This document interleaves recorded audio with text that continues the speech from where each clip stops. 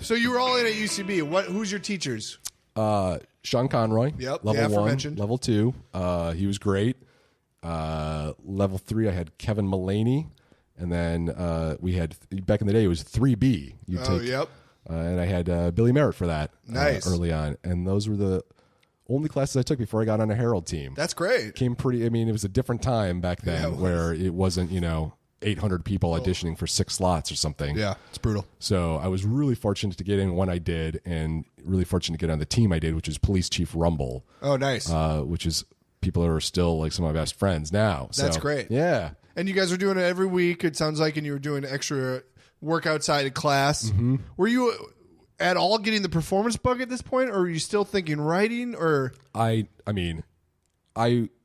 I'd come up on a Herald team now, I would have been cut within a couple months of our debut because, Kula, you got to project. We just can't hear you.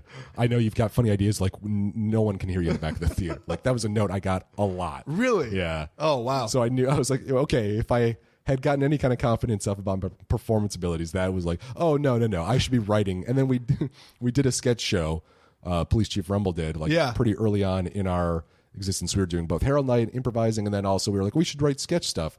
And I wrote a lot of stuff for that, and loved hearing everyone reading my stuff. Yeah. And tried to be in the show as little as possible. I was like, okay, it's very clear.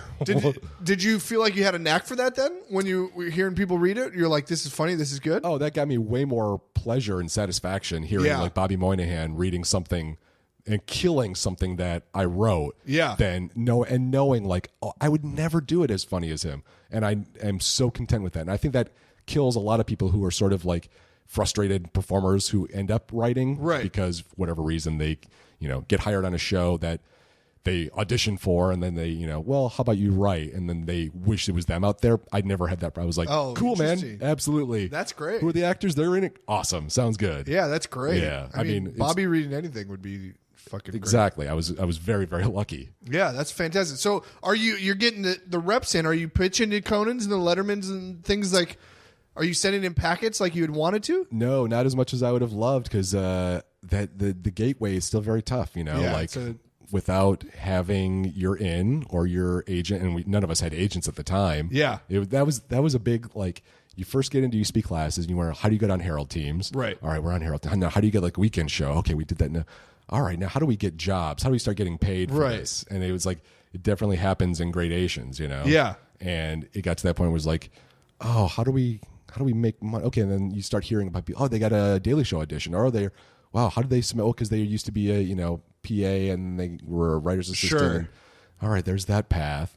And for me, it was, and I owe everything to UCB. My first TV job came because Katie Dippold, who was on Police Chief Rumble, got hired to write at MadTV. Okay. And after she'd been there for a year, they asked her if she could recommend anybody. And she said, hey, you should submit a packet for this. I'll submit it for you. So I didn't have an agent at the time. Oh, wow. That's crazy. Yeah. And it never would have happened if we hadn't, been on a Herald team. That is fantastic.